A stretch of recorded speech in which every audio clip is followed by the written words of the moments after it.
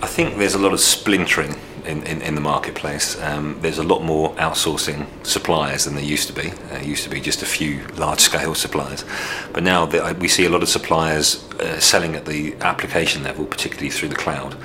And as a consequence of that, actually, from a contracting perspective, we see a lot of systems integration and a lot of issues around how customers intend to make the whole suite work for the legacy applications and applications being run by third parties and the new applications that are being purchased. We see a lot of issues around the integration layer, and so that would be, for me, the biggest thing that's happened in the last few years.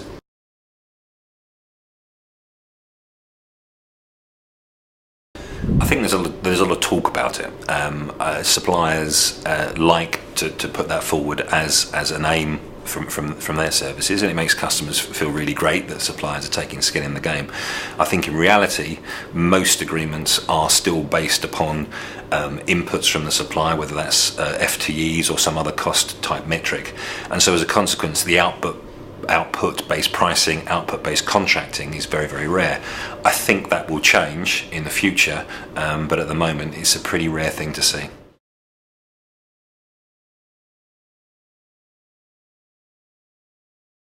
I think when customers and suppliers spend a huge amount of time discussing and agreeing what it is that's going to be bought and sold and writing that down into an agreement, I think it is a shame that people think that then they have to put it in the drawer and over 5 years never look at it. I also think it's a mistake. I think a lot of the problems that customers and suppliers have in an outsourcing industry is a mismatch of expectations, not understanding what is being bought and sold, so whether it's been written down correctly in the first place. And I think definitely if you put something which is meant to last 3, 5, 7 years, if you put it in the bottom drawer and never look at it again, it becomes very, very difficult to understand what it is and remember what it is you bought and sold in the first place. One of the great things about outsourcing is that it changes. One of the inevitabilities is that the services will change over that time.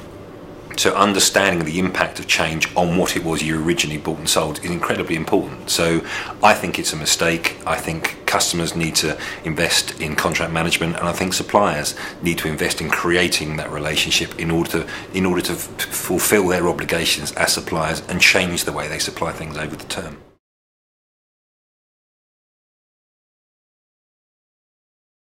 To a certain extent, I think it will be more of the same, but I think there are certain technologies that will develop and change the way services are being supplied. I'm thinking particularly around automation and robotics.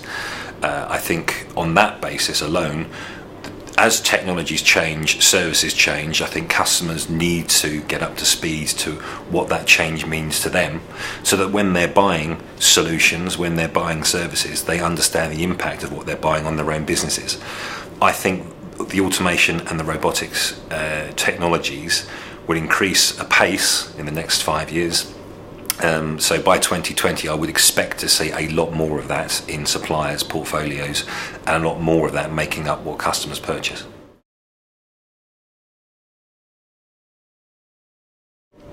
From a customer side, I think it's very, very important to understand from the outset what it is they want. It may sound incredibly trite, but I do spend a huge amount of time with customers sitting down asking what their objectives are. What does good look like? Once you've articulated that from an internal business perspective, then you can go about creating RFPs, going out to the market to understand what suppliers are offering, and you can make an informed decision. So very much spend the time up front understanding your requirements, understanding your cost base, and understanding what it is you want to purchase.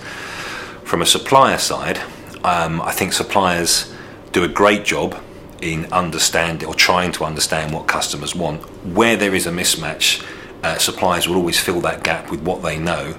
And what I would say to suppliers thereafter is ensure that they deliver what it is they've contracted to deliver, rather than what they've consistently delivered to other customers out there in the marketplace, because that is probably a recipe for disaster.